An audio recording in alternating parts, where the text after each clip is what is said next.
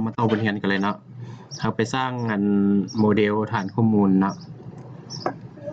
โดยที่ว่าเขาจะจำเป็นได้ใช้ก็คือมีหลายๆเนาะเทอร์โบที่เขาจะต้องได้ใช้เนาะเช่นว่า ข้อมูลบ้านเมืองแขวงเนาะแผนกการสถานะตำแหน่งเนาะเขาไปสร้างกันเลยเนาะ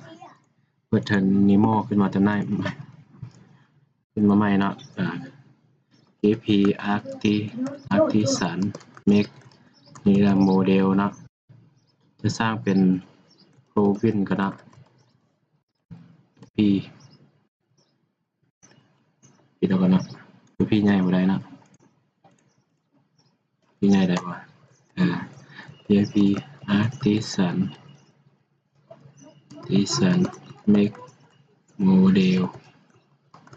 Provin เนาะมันจะสร้างนะขีดต่อโดย M เนาะแล้วมันจะสร้างไมเกรดนี่ขึ้นมาพร้อมเลยเนาะเพื่อให้เอาแบบแพทข้อมูลไปพร้อมกันเลยนะ Provin เนาะมันจะสร้างโมเดล Provin นี่ขึ้นมาเนาะแล้วมันจะสร้างไมเกรด Provin นี่ขึ้นมาพร้อมเนาะ Provin แล้วเนาะเราไปสร้างDistrict ครับเนี่ย District มาสร้างหมดกันเลยแล้วก็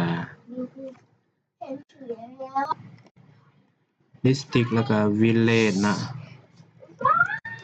Village แล้วก็มีแขนงการเนาะเขาจะใส่แผนกการกันเลยแผนกการกันเลย Department เนาะ Department อย่างต่อเราท่าน้องอีกซ้ายนึงสถานะ Status นะสถานะตัวนี้สถานะแต่งงานระบบนี่อย่างเด้อแล้วก็มีตำแหน่งงานเนาะตำแหน่งงานนี่มันจะใส่ position เนาะ position โอเคตำแหน่งงานสถานะข้อมูลบ้านเมืองแขกเลยเนาะกับพนักงานแบบนี้เนาะ employee นะสมมติ employee นะเวลาเขาสร้างโมเดลแล้วขีดต่อด้วย M นี่มันจะขึ้นไมเกรดนี่มาพร้อมเนาะแล้ววันนี้เขาก็ไปสามารถออกแบบได้เลยเนาะคือ Provin นี่เราจะเก็บก็คือ Turbo เอาแบบ string นะ name ไหนเนาะอีกตัวนึงครับจะมาเก็บแล้วแม่นา integer เด้อคือในตัวนี้เขาจะมาเก็บเดลนี้จะให้ default ค่า default มันdefault มันเป็น1เนาะถ้าว่าเปลี่ยนสถานะ1นี้เป็น0แล้วมันจะ delete ทิ้งเลยนะเขาจะ copy ไว้นะเซฟไว้ปิดออกไป Provin ได้แล้ว district คือกันนะ Turbo string name แล้วตัวนี้จะมีเชิงสัมพันธ์ก็คือในแขวงหนึ่งมันจะมีในเมืองหนึ่งมันจะมีข้อมูลของแขวงอยู่นั้นเนาะนะตัวนี้ Pro ID นะเดลเนี่ยเข้ามา copy ไปเลยนะในบ้านมันเลยนะบ้านนี้ครับเราก็ใส่อันนี้นะมี Pro ID มี District ID นะมันจะเชื่อมหาบ้านเมืองแขวงนะเดี๋ยวนี้คือกันนะโอเค Department เลยเราก็จะใส่ name ระยะนะก็เปลี่ยนแล้วนะก็เปลี่ยนตัวนี้นะง่ายกว่า Department นะโอเค Status ในสถานะก็เก็บตัวนี้ไว้นะปิดออก Position เลยนะเซฟวันนี้ Employee นี่เขาจะเก็บอย่างไรนะ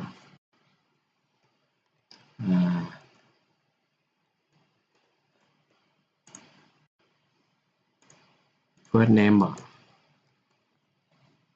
first name last name วันเดือนปีเกิด turbo เนาะdate นะอันนี้มัน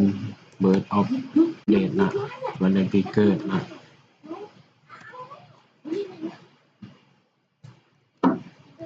turbo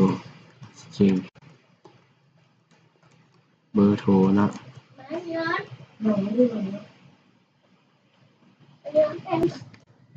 อันนี้ก็มีหลายเติมนะครับเราจะ copy เอาตัวที่ครับเราจะมีแล้ว birth of date phone birth of date last name บ่เอาเซ็กนะเนี่ยโฟนเอาอยู่ร่วมกันเลยนะโอเคอันนี้แปดใส่นะอันนี้เรียกว่าเด้อนุ่นระโบระไดนะตัวนี้นะผู้ท่านเขียนเด้อผู้ท่านเขียนตามข้าพเจ้าเด้ออันนี้มันหลายเนาะเพราะข้าพเจ้าเฮ็ดเพื่อวิดีโอมันจะบ่ยาวเกินไปนะdefault นี่จะใส่1เนาะมันจะมีไฟล์มีพิกเจอร์ด้วยเนาะมีรูปมีไฟล์ที่ติดขัดคือไฟล์สัญญาให้งานบ่อยอย่างต่างนะมันจะมีวันเดือนปีเกิดเนาะเพศเนาะบ้านเกิดเนาะเมืองเกิดแขวงเกิดที่อยู่ปัจจุบันเนาะบ้านเมืองแขวงเบอร์โทร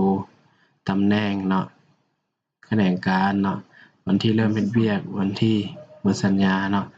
สถานะตัวนี้เปลี่ยนสเตตัสเนาะสเตตัส ID นะถ้าว่าเราแต่งงานแล้วเป็นสามารถใส่ชื่อผัวหรือชื่อเมียนะบนเฮ็ดเวียกที่อยู่เบอร์โทรเนาะแล้วก็หมายเหตุแล้วก็รูปพนักงานเนาะไฟล์แนบคือไฟล์แนบติดขัดก็คือพวกสัญญางานบ่อย่างต่างๆเนาะโอเคเนาะพวกท่านเขียนตามข้าพเจ้านี่เนาะบนได้หมดเนาะหลังจากที่ว่าสำเร็จแล้วก็เซฟเนาะหลังจากที่สร้างสำเร็จแล้วเซฟแล้วเราก็ไปเล่นคำสั่ง php artisan migrate ขึ้นนะ migrate ขึ้นฐานข้อมูลเอาเด้อ enter นะเนี่ยมันจะขึ้นไปหมดเลยนะเราก็ไปรีเฟรชดูฐานข้อมูล